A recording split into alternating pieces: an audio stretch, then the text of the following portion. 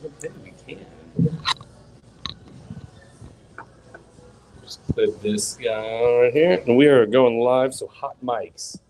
Hot mics right now. So, hot mic. Let's see what we got here. I guess let's start off. Well, good morning, everybody. My name is JP Warren, the founder of Connection Crüe. I want to welcome everyone on this, what day is it? Tuesday. October 5th. October 5th. It's Tuesday morning for another breakfast run with JP Warren. That's me, and I'm sitting here with Matt Martin, the Geoscience manager of the Anadarko operating area. Did I get that right? That's it. I got that right with Ovintiv. But before we get it kicked off, I want to say, again, good morning, everyone. Hope you're having a great week so far. And be sure to check out the Energy Crüe podcast. I sit down with a bunch of industry professionals, and we have kind of professional, kind of some unprofessional conversations too. That's kind of part of it. And what else you got to check out? Check out Connection Crüe and chime in and check out Connection Crüe on our website, www.connectioncrew. That's like motleycrew.com. And I want to thank Royal Completion Tools for sponsoring this podcast. This podcast is Breakfast Run. And if there's any inquiries about sponsorship for this for breakfast runs, shoot me a message on LinkedIn and we can go from there. Well, let's see who's chiming in this morning. Let me put that ticker up real quick. All right. Well, we got probably the most important guest in my household right now. My wife chimes in. Good morning. Good morning, Monica. Hope you're having a good time dropping off little Evelyn at school. Thanks for doing that today. What else? We got Jacob saying morning. That's it. No G. Soft N. I like that. Morning. What else is going on? Who else where's everyone chiming in from this morning? I guess if we don't get many more comments, we'll just kind of get our conversation going because we had some pretty interesting comments kind of before, kind of about career paths and what you would say to your younger self and everything like that. Oh, we have Keith chiming in. Good morning, JP from Odessa, Texas. Good morning, Keith, buddy. Hope you're doing all right, man. You know Keith Stelter over there? You seen his stuff on LinkedIn? I have seen that on LinkedIn. Tallybook Tuesdays. Good morning. Tallybook Tuesdays, where they troubleshoot something in the past and kind of how the steps, the process they went there to fix. Pretty interesting stuff. And my mom's chiming in from Connecticut. Good morning, Mom. How are you? I dig that. All right. Good morning from Cyprus. Good morning. Okay. This is Craig. This is the guy I was talking about before, the Master of Science in Geology. Good morning from the Woodlands. Good morning, Craig. Craig is a geologist. He was actually got let go, and now he's looking for his next role. So I want to plug him a little bit. And everyone reach out to Craig and say good morning to him. And hopefully we got some insights from this guy over here who knows his stuff. Yeah, great place to network. It is. Yeah. What, the breakfast runs? Absolutely. Or Connection Crüe? All of it. All the above. Everything. All the above. All Timothy things JP. Good, all things JP. Yeah. Good morning from Houston. Good morning. And we have old Ethan, the CEO of Royal Completion Tools. So I got to talk really nice about them now. Morning, Matt and JP from H-Town. Morning, Ethan. Ethan's a great guy. Reach out to them. We were just talking about Jordan Hess and how he's kind of not the all-star employee that we thought he would be. But hey, Jordan, best of luck to you in your career path, buddy. I think I'm seeing Jordan from Margs on Wednesday, I believe. Morning, John. Morning from the airport. Hey, this is the most important thing to do before you hop on that flight. You know what I mean? It's not get that last cup of coffee or 7 a.m. beer or take that deuce for you on the plane. This is the most important thing you got. I dig it. We got Brandon Webb, just had coffee with him. Good morning from Oakland. Man, you just went pretty quick up there. All right. Well, I guess it's I guess let's get this started off. Before we get it started off, we have to, I want to give a shout out to the sponsors of the breakfast run right here. And it's done by Royal Completion Tools. And here's the commercial for you. To all you completion engineers, company men, and consultants out there, are you sick and tired of losing sleep over frac plugs not getting to depth, not holding pressure, or not drilling out properly? Or maybe you aren't getting the best quality and service from the bigs. Well, stop burning the midnight oil and rest at ease while using Royal frac plugs, the most reliable and efficient frac plug on the market. Start your successful completions today by getting in touch with Royal Completion Tools.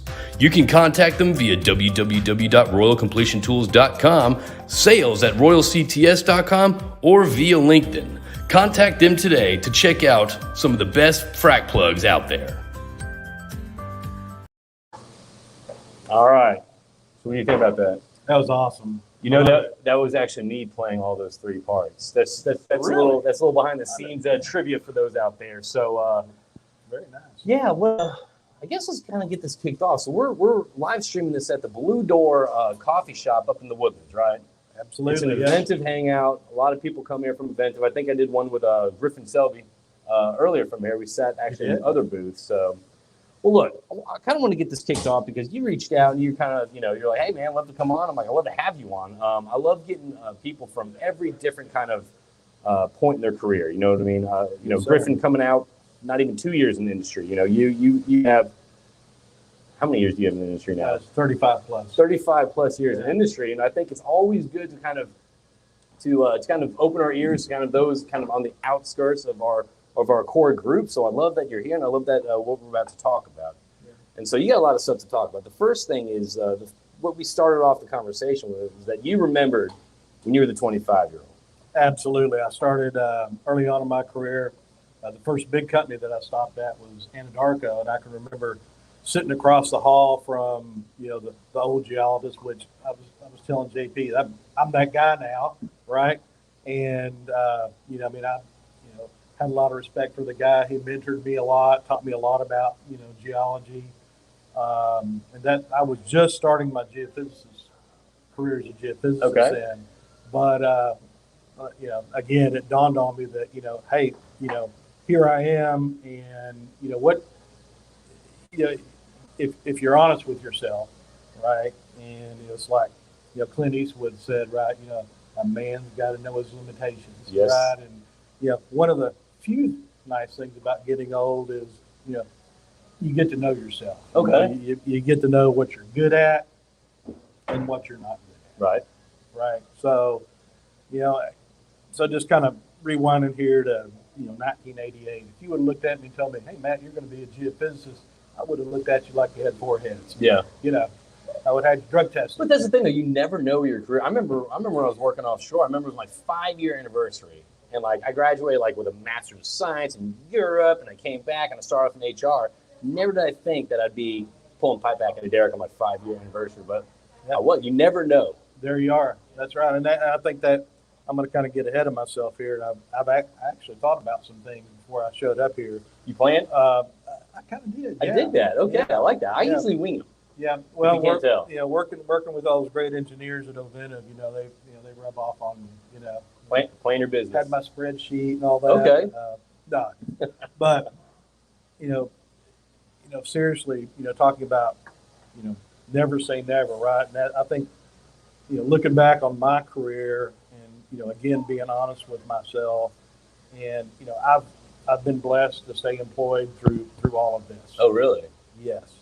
And so, like I said, if you're honest with yourself, you say, well, why is that? I'm a good geologist.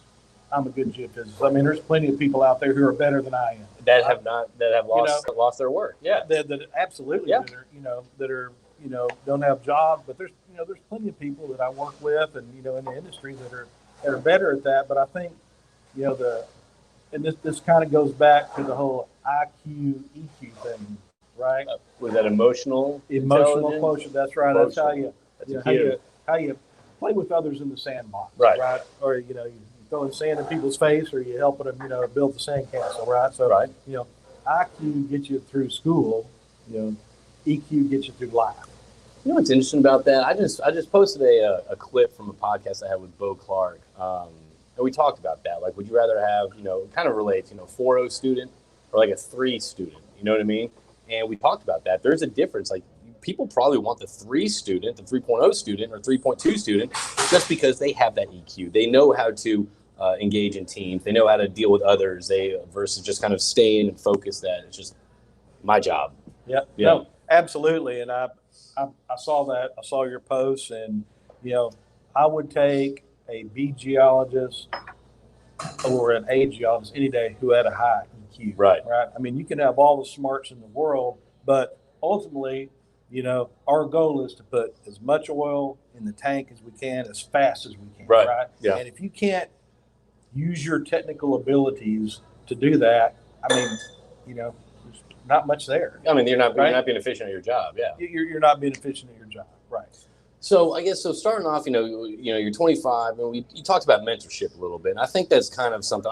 Maybe it's me, maybe it's my blinders on, maybe I don't know, but I feel like mentorship during when I start off, and especially in your time, I felt like there was a lot more mentorship going on. It was more active. It was more people taking people under people's wing and say, hey, this is how you get this done, or you need to think about this when you're approaching this. Are you seeing kind of is it just me? Are you seeing mentorship kind of be as a focal point as it was kind of back then? I think you're right. I look back to, 20, 25 years ago at Anadarko, as a younger geoscientist, I had a lot more mentors, and it has to do with I think there's a lot of factors there. I think one of them is that, companies are running, pretty lean, personnel wise, right? And, also what's different about, the resource plays as opposed to conventional, right? I mean, there is so much more data to analyze. So you've got, terabytes of data coming in, right? And you're analyzing that. Then you're, running with a skeleton crew, right? And so, unfortunately, I think the industry as a whole, I'm not pointing any fingers here, but I think that is correct. The industry as a whole, I think we don't see the mentorship that I got. Right. So there's two important things I think that kind of make our industry special. Number one is, again, we talked about this before, and I'm obviously Shane's plug right now, but obviously the mentorship, that is such a huge component of our industry. Sure. You know what I mean? Because there's just so much knowledge out there on how to do things, on the way to do this, and whether it's drill a hole, frack a well, something like that, whatever it is, it's just, there's so much knowledge to be passed down. And the fact that that's kind of drying up, I think it's kind of one of those things that we need to look at ourselves in the industry right now saying, okay, well, I've been in the industry for 5 years, even if you've been in the industry for 2 years and someone's coming in, I mean, right. There's always opportunities to mentor, and that doesn't mean it has to be a formal program. It's just literally grabbing lunch with someone, or just grabbing a cup of coffee or a beer and just saying, hey, look, kind of what's going on, where you want to be. Right. And just kind of just coach them, or just kind of going, helping them guide through a project. Right. Well, you have to be, as a younger person in the industry, you have to get out of your office, right? And you have to make an effort, go ask questions, establish relationships. And then, when us older folks, right? I mean, we have to make a conscious effort, to reach out to people, right? And, I think, at least, where I'm at right now, I think, we do a pretty good job of that. But that's a great point you just made. It's not just, the people in the senior positions to seek out the young engineer, the young salesperson, whatever like that. It's a two-way street. Absolutely. I think if you're out there and you are kind of fresh in the industry, or fresh in your role, or even if you've been in your role for a long time, you're just kind of looking for that kind of that guidance, go seek someone. Go seek someone that you admire, that you respect, and just kind of ask them, some guidance questions or something like that. Yeah, no, absolutely. Yeah, like you said, it's a two-way street. It is. And the second thing that we brought up that we discussed was networking and relationships. And I'm not saying your time, it's still your time right now. You know what I mean? Stop. It's still your time. But I'm just saying, it seemed like I don't know, it was a lack of technology. People weren't as connected so they had to get together or something like that. But there has been a lack of the necessity of building relationships in our industry.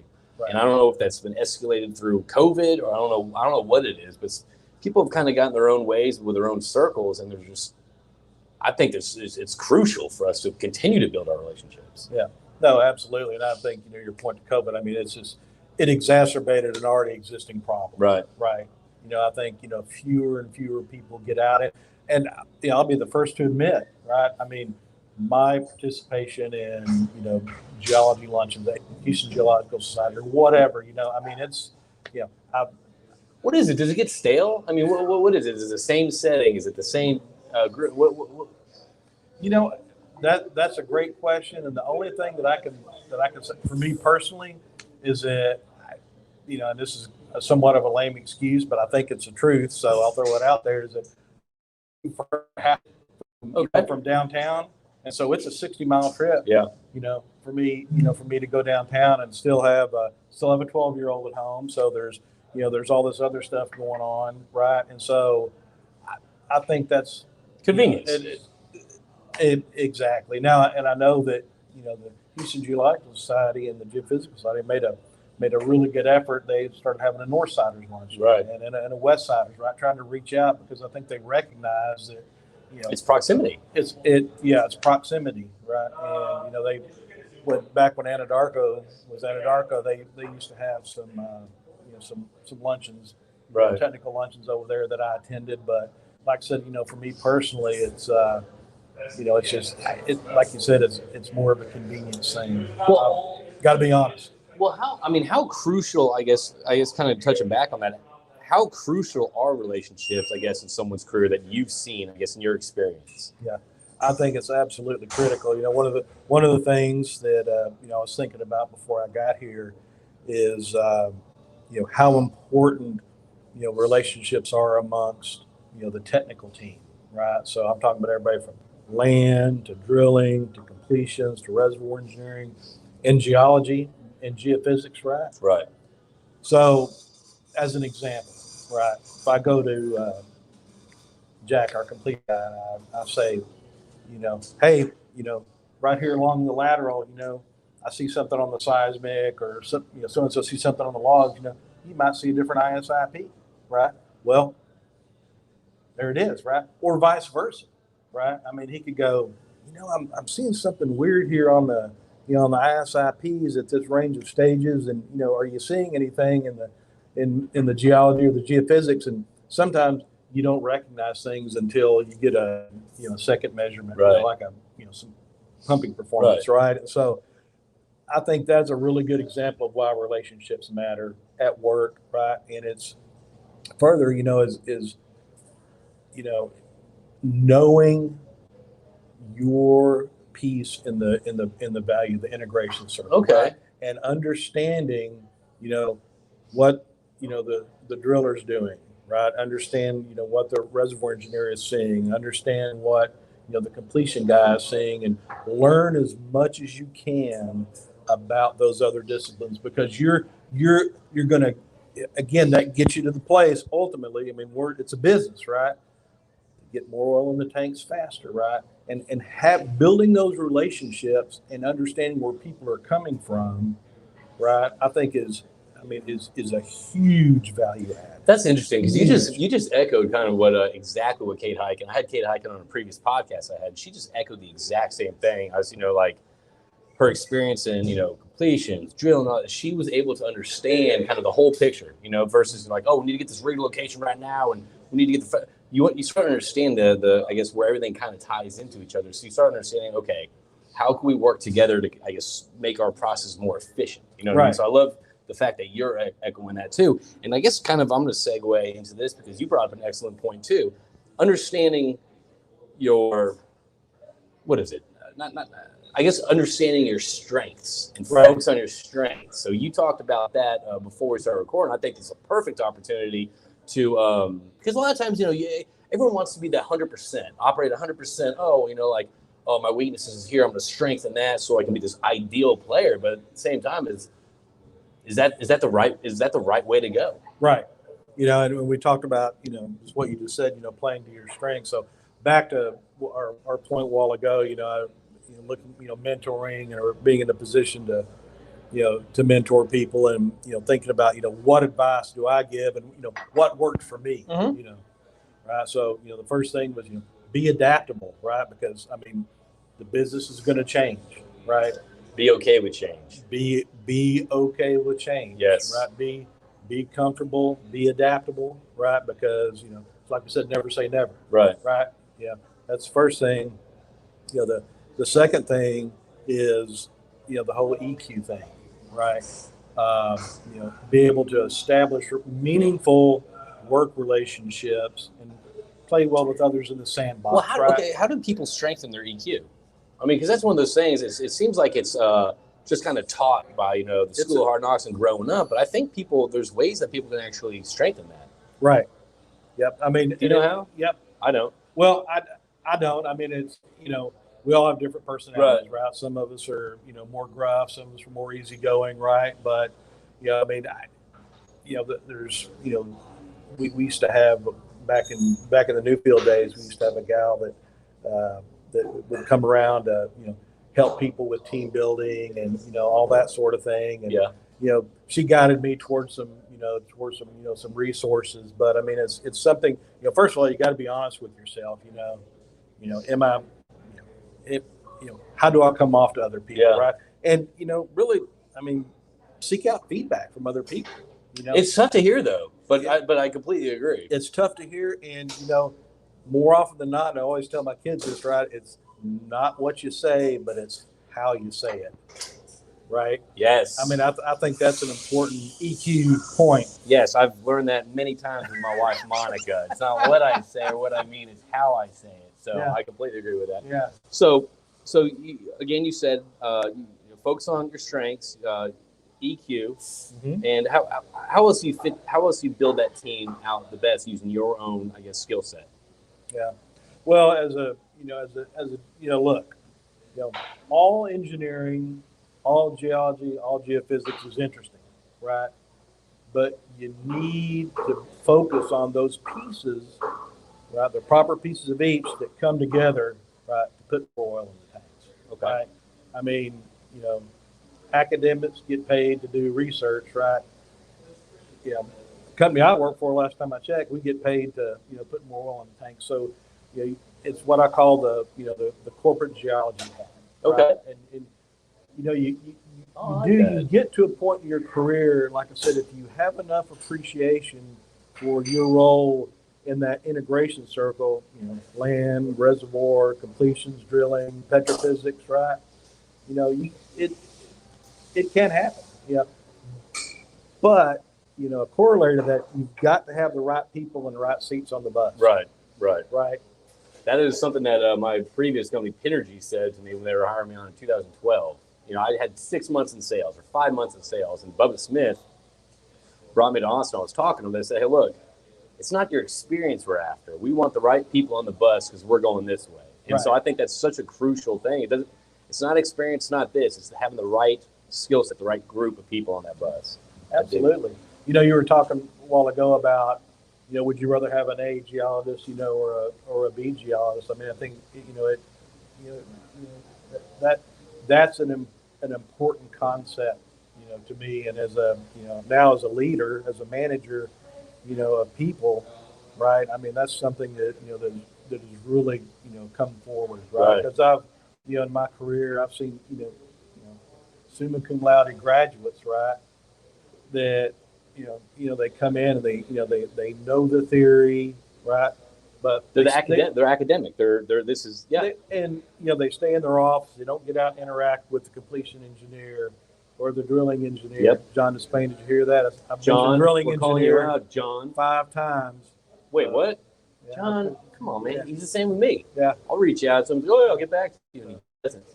John Despain, I love old sayings, and he taught me one the other day. I said, good morning, John. How you doing? He goes, well, I'm staying between the mayo and the mustard. You ever heard that before? I've never heard that. Yeah. Well, the mayo is the white line on the shoulder, and the mustard's the center yellow line. That. I like it. I like that. I like how John has something to teach us. I dig that. He does. I dig that. You can always learn some good stuff from everyone. Absolutely. So what would a 55-year-old Matt? I know. I'm trying to help you out right here, buddy. It doesn't bother me. What would a 55-year-old Matt walking down the hall with a latte, a pumpkin spice latte, say to the 25-year-old Matt with that driller's coffee when he's walking down? What advice, if you could give yourself, I guess, looking back, what would it be? Yeah. Well, one of my early mentors, you're familiar with the movie Lonesome Dove, right? Yeah. The book's better, but yes. Yeah, absolutely. Got to say that. It makes you sound smarter. So, I always say that about every movie. So Captain Call, Yeah. Woodrow Call. So my buddy Danny Wilson and I, my first boss as a geophysicist, which I never knew I was going to become, Richard Hall. We call him the Woodrow Call of geophysics. Okay. Right? Smart, level-headed, stern, but fair. Yeah. Right? And he'd always say, son, you either learn from the experience or re-experience the learning. I dig that. And I think that, that has a lot to it, right? You think about, if you're not working you're not, if you're not making mistakes, you're not working. Right. Right. And so the important thing is to learn, right? And it's not whether you fall or not. It's it's how you get back up. That's something my wife and I tell our daughter. It's like, it's okay to make mistakes. I want you to make mistakes because I want you to learn from that. I think making mistakes is a natural part of whether it's your career, whether your family, or whether a friend or a husband, whatever that is, and it's okay to learn. Yeah. So, and speaking of that, I look back on the 30-year-old Matt Martin with his fresh out of graduate school. Where'd you go to graduate school? U of H. Okay. Yeah, go Cougs. I look back on that, and I got a sign in my office from being a jack-up out in the Gulf in 1992, back when I knew everything. Okay. Right. Yeah. And I look back on that. It wasn't that I really thought I knew everything, but I thought I was expected to know everything. Right. Right. And so, that put a lot of pressure on me. And so, coming forward to 59, it's okay. 55 plus 4. Right. Yeah. It's okay to say as tried or corny or whatever you want to call it, as it may sound, is that I'm to the point now where I know for a fact that I don't know everything. Right. So I, again, not being corny, but I try to learn something new every day. Yeah. There's a lot to learn. Yeah. I'll swing by, Jack, the completion guy's office, and ask a question or go by and see, to Spain, John to Spain, right? And or go down and talk to the engineers and learn something about RTA, or go down and talk to the petrophysicists. I'm still learning. But that's also how you improve the relationships too. Well, exactly. That's a side of it. It goes hand in hand, and it's the other thing too is that there's a lot of things that have dawned on me. Like I said, there's a few things nice about getting old, but one of them is you know yourself. But I think back to when I thought I knew everything, and now it's just like, hey, and it's fun. Yeah. Right. It's fun learning those things, and it goes back to my point. See, I'm 59 and I forgot where I was going. I'm just listening on. I'm like a counselor my right now. team's used to that, so if they're watching, they're going, Here we go again. That's Matt. So it's something I call the fun factor. Okay. Right. You get to a certain point in your career, right? And by fun, I don't mean sitting back on your desk, reading the paper, drinking coffee. By fun, I mean working with good people. Yes. Right. Working on meaningful projects. Right. Working for a good, ethical company. Right. Mm-hmm. That's the fun factor, and you get to a certain point. It's kind of cool to be there, right? Is I enjoy, and again, at the risk of sounding corny, I enjoy getting up and coming to work every day. Well, you got to understand. Like I said, I feel like you've been blessed your whole career. You start off with Anadarko, which is a great team. Then you went to Newfield, awesome team. Now you're at Ovintiv. Like, I've been that one person at Ovintiv that I can't get along with. You know what I mean? It's like a good culture there. You know what I mean? So it is, and that's one of the things that in Canada brought to the table is that culture of not only the whole innovation thing. I mean the cost structure. Oh my goodness! I mean it's just I've never seen anything like this in my career. It's just absolutely incredible, and I mean it drives again. Back, we're in the business to make money, right? Yep. And that makes your rate of return. Oh yeah. Look, and it makes it fun. Absolutely. I dig that. So we're coming up here about half an hour. Let's kind of. Old Griffin chimed in. Morning, JP and Mr. Matt. Mr. Matt. You, Griffin. How's it going, man? Morning, Griffin. Thanks for tuning in. So I guess kind of coming up towards the end of this, what you spit a lot of great wisdom out here. Actually, I would love to get you on the podcast if you don't mind. I'm calling you out right now on Breakfast Run about doing a podcast. In? I'm in. He's in. Are we gonna do what you did with Tyler and go try some different brown water? We can do that in a heartbeat. Okay. All right. Absolutely, we can do that. That's the best part about it. We can, yes. I mean, because it's the fun. Okay. It's the fun aspect of it. There you go. I like some brown water. The fun factor. The fun factor. So I guess coming in, what before we kind of go and kind of feel the audience who's chiming in right now, you've had a lot of great points. You've had understand your strengths, and focus on those and kind of, look at the weaknesses, but focus on your strengths. Relationships matter, not just, industry relationships, but also working, whether it's completions, whether it's drilling, whether it's procurement, whether it's HR. Start knowing everyone. Start kind of learning stuff from people and building those relationships. What else did you chime in on? Be adaptable. I think that's extremely important. A lot of people, especially right now, people are scared to change. I mean, every day you see change online, whether it's a company being acquired, whether it's layoffs, whether it's people hiring, whether it's this, whether it's people move, whatever that is. Right. Be okay with it, because change is part of life. And the more you try to resist it, the more it comes. And part of this industry, for sure. And I guess, okay, leave us with this. You've been through several downturns that you remember probably more vividly than most people. How you feeling right now with oil being at $80 a barrel, gas being at $6? I pinch myself every morning when I wake up. I mean, you look at the price swing since we were negative 40 in April of 20, right? Yeah. And you look at the price swing, just the absolute value of that price swing. I mean, let's see, we're at $80 plus 40. That's $120 worth of price swing. So a couple things with respect to that come to mind. Number one is, just kind of backing up to, 2020 and the nightmare of COVID and the downturn. When I think about that period of time that we're just coming out of, thank goodness, right? It's like the 1980s all compressed into 1 year. Really? Yeah. That's kind of the way I think about it. I get that. That's a good point. Yeah. And the other thing too, and you know, we're talking about this before we started, is that if you look at the resource industry, right, and I think it was Warren Buffett that said, when the tide goes out, all the naked swimmers are exposed. Right? Yeah. I think as an industry, not talking about any specific company but just as an industry, for years it was production growth at all costs. Yeah. Right. Yes. And back to our discussion a while ago, the old bumper sticker, Lord, give me just one more boom. One more boom. One more boom, and I promise I'd go out and buy stupid stuff. Yeah. Right. I think we're finally to that point, to where, hey, the tide's gone out, yikes.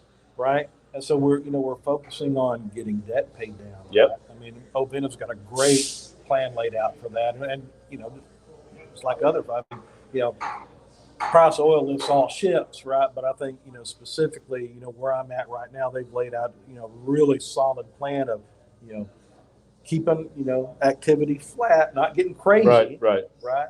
Because again, if you took this price swing and shifted it back 15, 20 years, the rig count will be through the roof. Rig count wouldn't have doubled like it has from this time last year. It would be Quadruple, yeah. Everybody'd be hiring and would be woohoo, yeah. Smoking, cigars and all that stuff that other people think that we do. But yeah, it's just, I mean, it's such a different time right now. And I just, another point to that is, I think back, I started out working conventional, right? And, as a geophysicist, right, which I never thought I would be, but anyway, I started working the Gulf of Mexico. Right. That's where I really, broke in my geophysical hammer. And, as a geophysicist, the Gulf of Mexico, I mean, you were the masthead. You were leading the charge. I mean, you were the man, right? Everybody else followed you because, you're out, in this big giant body of water, and, with 300 square miles, there's 2 wells. Well, you've got 3D seismic. I'm the guy they're looking at but now what's different is, and I think, and I've struggled with it too, and I think geophysicists especially have struggled with the change from the conventional to the unconventional, because the type of geologic parameters that you need to extract in the conventional plays, a la Gulf of Mexico, right, are completely different. Okay. Right. And at a different resolution of the seismic tool. So, Gulf of Mexico, right, amplitude, structure, okay, check, we had a discovery, right? Well, now, there's a whole different set of geologic parameters that are below the resolution or at the detectability limit of the seismic, right? Okay. And that's really been a challenge for, I think, the geophysical world, this, oil and gas geophysical world, to find their place, in the resource. But I think we're there, right? Okay. We're seeing utility, and but it was, I have to admit, and again, that goes back to the change, right? Be ready, because here I am, Mr. Gulf of Mexico, and all of a sudden, oh Matt, geophysicist, here, go figure out where the fractures are. Well, Okay. Go tell me which beds have a lot of TOC. Oh, man, So it was a looking back, it was fun. Like, geez, I learned a lot. Yeah. Right? Especially about reservoir engineering and petrophysics. Back to my point earlier, right? But just as a geophysicist, that was the big challenge. That was the change. Yeah. That was the big challenge. All right. I dig that. So, all right, let's see what we got going on here. Does anyone have any questions for Matt they want to chime in for the next couple minutes? We have a DJ saying, "Good morning, gents. First morning in Houston where I didn't break a sweat between the house and the car. It is nice weather out. I'll take this. I'll take this fall weather anytime." Katie Stout, DJ, so nice outside. Couldn't agree more. Again, got to say what's up to Griffin. And then John Reffin, I'm running a little behind. Glad I'm able to join. Glad you're here. Is that all we got right now chiming in? I believe so. But anyway, first off, I want to thank you for coming on and kind of, again, sharing kind of, your perception and kind of your keys to the trade. Embrace change, focus on weakness, and just go with it. Build your relationships. There's so much more. And I look forward to having you as a guest. I'm going to set that up after this. But I'm ready. Everyone, hold up. We got Craig. That's my boy. Great Lonesome Dove reference. Captain Woodrow and Gus were full of great bits of wisdom. Craig, make sure you connect with Matt over here and yes, connect with him. Just kind of ping him a little bit. We'll go kick some pigs together. That worked. Kick some pigs. All right. So everyone, I want to thank everyone for tuning in to Breakfast Run, the JP1. I want to thank Blue Door Coffee Company. I think it's Blue Door Coffee Company. Something like that, right? Yeah. Blue Door.